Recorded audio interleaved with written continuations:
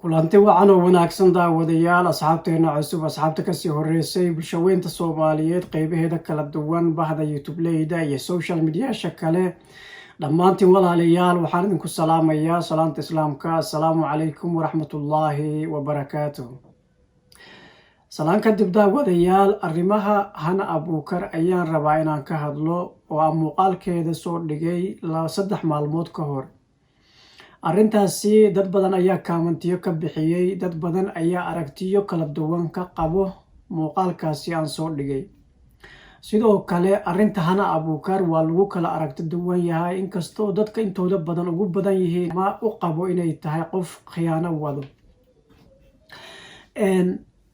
marka ugu horeyso Hana Abuukar intaan ka hadlin arrintayda ayaan ka hadlayaa. aniga Hana Abuukar qabiilna kuma taageerin, aqoon gaarna uma lihi, weligay maaragtay ma la hadlin, aniga iyada weligeen ma isla hadlin, xiriir aan leenahay haba yaraatee ma jiraan.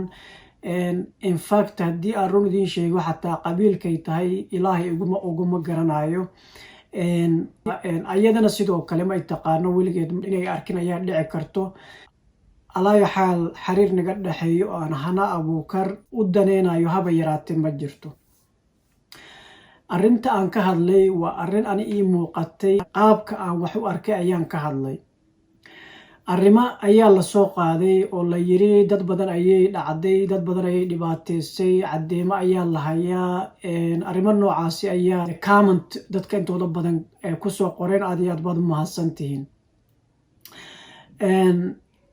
waa sax way jiraan dad Hana Abuukar ay iskhilaafsan yihiin ama wax isku qabsadeen ama dhibaato ka dhaxayso, way jiraan.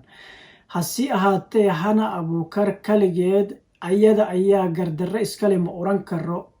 just because qofkii ay dhibaateysay ayaa baraha bulshada ka soo hadlay, waxaa la yiri Hana Abuukar ayaa dhibaateysay, Hana Abuukar ayaa saan igu sameysay. inaan aamino ma ahan, sababtoo ah qofkaasi dhinaciisu ayuu ka hadlay. Hana Abuukar waa qof bani aadan ah, waa qof aniga iyo adigoo kaleeto ah, waa qof khaldami karo. marka inaan isla markii qofka kale aan hadalkiisa qaadano aan Hana Abuukar dhibaato saaro, waxaan u arkay runtii inay gardarro tahay. iyada laftirkeed maadaama ay soo hadlin baraha bulshada ka jawaabin arrintaasi, loo arkay inay iyada khaldan tahay ee khaladkeeda qaadatay. Hana Abuukar khalad ma galin, ma ahan ujeedadaydu ama aniga aragtidaydu ma ahan. Hana Abuukar khalad ma galin, ma ahan. khalad way gali kartaa, way dhici kartaa, laakiin dadkii la sheegay inay isku dhaceen ayada laftirkeed waxbay ka cabanaysaa.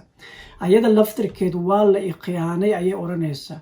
tusaale ahaan haddaan soo qaadano gabadhii Jarman ka soo hadashay la sheegay oo aan weli muuqaalkeeda arag, ayaa waxaa Hana Abuukar sheegtay inay gabadhaasi wareysi ka qaaday ayadoo qasbin, ayadoo miirkeeda jiro, ayadoo aan cabsaneen, ayadoo aan suuxsaneen, ayadoo aan irba lagu durin, ayadoo caadi ah wareysi ka qaaday, ayadoo raalli ka ah. wareysigaasi ayay baraha bulshada ku faafisay, YouTube oo kaleeto ayay gelisay, halkaasi dad badan ka daawadeen. kadibna muuqaalkii waxa ka gaarayba waxbaa ka soo gaaray. gabadhii way isbedeshay, waxay tiri wareysiga aad iga qaaday iga saar. Hana Abuukarna waxay tiri mar hore ayaa ii ogolaatay inaan YouTube geliyo, waan u diiday inaan YouTube ka saaro. kadib dhibaatadu halkaasay ka bilaabatay. Hana Abuukar ayaa meeshay joogto aaday, halkaasi sharci ayaa la isdaba marmariyay. dhibaatadaasi la sheegaya oo dhan labada dhinacba way kala cabanayaan. marka hal dhinac maxaa sababay inaan kasoo jeesano oo aan hal qof bes fiirino? gabadhan kalena waa gabar Soomaaliyeed oo walaashay ah, cid ay tahay ma aqaan, magaceeda xataa ma aqaan, weli muuqaalkeeda ma arag. ayadana xaqeeda inay hesho waan jeclahay. Hana Abuukar kaligeed ma u doodayo, laakiin aniga waxaan leeyahay sababta ummadda oo dhan gabadhaasi dhinaceeda istaageen oo Hana Abuukar loo weerarayo maxay tahay? Hana Abuukar ayada laftirkeed ayaa tabanayso, wax ka tabanayso gabadhaasi.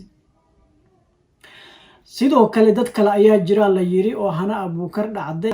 Hana Abuukar dadkaas ayaa la xiriiray, wareysi habeen dhexdaasi laga qaaday ayaa lagu weydiiyay Hana Abuukar qaabka ay dadka wax uga qaado ama u caawiso. waxay tiri hana abuukar dadka ayaka ay soo wacdo, markay soo wacdaan waa la taliyaa, qaabkaas ayaan dadka u caawiyaa. weliba waxay tustay oo ayadoo live ku jirto telefoonkeeda soo saartay screenka ayadoo dad fara badan message usoo direen ama call miska whatsappka laga soo wacay oo aad u fara badan oo si joogto ah la soo wacayo ayay baraha bulshada soo dhigtay. dadkaasi oo dhan hana abuukar ma sixrin, ma qasbin, irbad kuma durin, meelay ku nool yihiin xataa ma garanayso. dadka ayakaa soo wacanayo, ayakaa caawimaad ka rabo.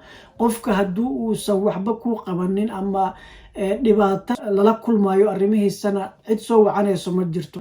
marka dadka soo wacdo oo ayada wax u qabato ama isla hadlaan, hadhow xaaladdu markay isbedesho isla markii inaad qofkan gardarro saartid waa laga fiican yahay. sababtoo ah waan is ognahay, Soomaali ayaanu nahay. maanta meel kalaan wax ka arkayaa, berrina meel kalaa wax layga tusaya, ama dadkii saaxiibaday ama eheladii ayaa wax ii sheegayo, maskaxdayda ayaan bedelayaa. qofkii aan shalay saaxiib la ahaa maanta waan isku dhacaynaa, waan kasoo horjeesanayaa, waan naqaanaa dabeecadeenna, waan iswada naqaanaa. gabadha marka lala hadlo oo kadib haddana arrintu si kale isku bedesho, la isfahmi waayo, way dhici kartaa inuu qof walba yiraahdo maalintaasaan la xiriiray, telefoonka xilligaasaan wacay, saana igu tiri. adiga ayaa dooratay, adiga ayaa raasatay inuu qofkan kula taliyo. hadhowna inaad eedeysid ama baraha bulshada waxaan munaasab ahayn gelisid waa laga fiican yahay. marka walaalayaal, hadalkayga anigoo soo gabagabeynayo, khiyaanada ma fiicno. hana abuukar arrinteeda laga yaabaa hal qof oo baraha bulshada ku jiro oo dad badan ku xiran yihiin inuu baraha bulshada soo dhigay waxun asagoo ka sheegayo baraha bulshada soo dhigay. qofkaasi oo dadka ku xiran wada aaminsan yihiin oo isla markii la wada faafiyey, dadka ku xiranna la qaateen arrintaasi inay khaldan tahay, kadibna ummadda kale la wada gaarsiiyey. arrinta hana abuukar sidaas inay u dhacday ayaan aaminsanahay. marka qofka bani aadanka ah in la jaajgareeyo adigoo waxba ka ogeyn, dambi ayaa naga soo gaari karo. hana abuukar wareysiga habeen hore laga qaaday ama kaltuun cabdullaahi ka qaaday ama kaltuun muuse ka qaaday, way dhaaratay. ummadda Soomaaliyeed oo halkaasi ka daawanayso ayay hortooda ku dhaaratay inay dhibaato u geysanin gabadha Jarmalka joogto, inay cidna dhibaato aysan u geysanin, dadka ayada aysan raadsanaynin, dadka soo raadsanayaan oo ay talo ka rabaan ama caawimaad ka rabaan ayay sheegtay. qofka wax ka sheegayno asaga afkiisa ka hadlay, asagaa dhaartay. hadduu been ku dhaartayna asagay jirta, aakhiradiisu ku waaynayaa.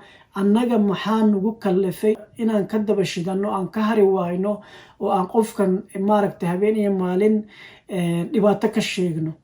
qofka dhibaato ma sameysaa lagu yiri, ma sameynin, way dhaaratay. halkaas inaan uga haro waxa ka fiican ma lahan.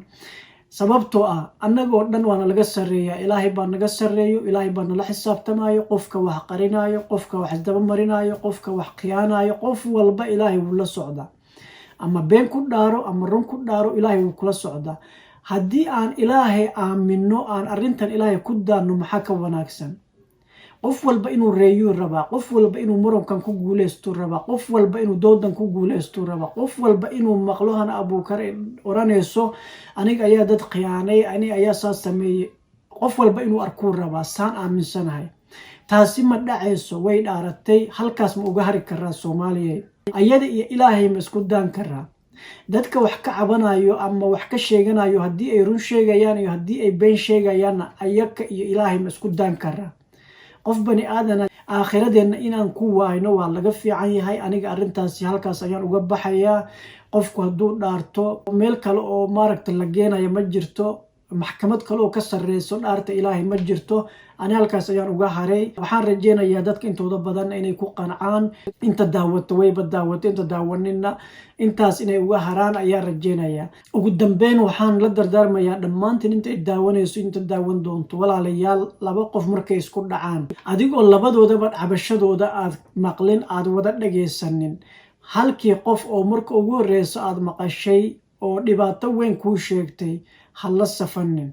aad iyo aad baad umahadsantiin walaalayaal. walaalaha u arkay muuqaalka hore aan soo dhigay oo si kale u arkayna waxaan rajeynayaa inaad ku qanacdeen, igana raalli ahaada. arrintaasina intaas ayaan uga hareynaa. walaalaha ila taliyey, walaalaha isaxay, walaalaha comment iisoo qoray iga soo horjeedo ama aragtidii kasoo horjeedo, dhammaantiin aad iyo aad baad umahadsantihiin.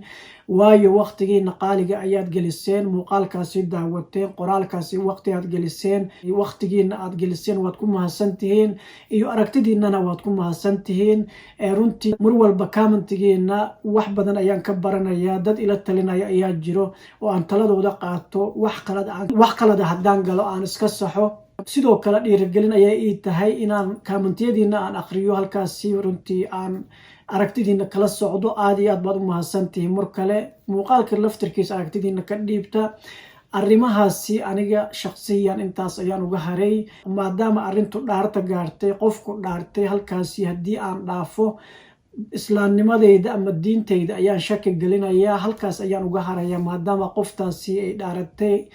intaas ayaan uga harayaa. aad iyo aad baad umahadsantihiin. adinkana waxaan rajeynayaa inaad halkaas uga hartiin oo gabadhaasi walaasheen ama walaalaha kale oo wax ka cabanaya aan arrimahooda halkaas uga haro oo ayaka iyo ilaahay isku daano ayaan ka doorbiday. arrintaasi guud ahaan intaas ayaan kusoo gabagabeynayaa. fadlan haddaad ku cusubtahay channelka Qays iyo Raxmaan, subscribe taaboogan baleelkana furo saad u hesho notification. tan iyo kulantideena dambe walaalayaal, waxaan idin rajeynayaa nabad iyo nolol. assalaamu calaykum waraxmatullaahi wabarakaatuh.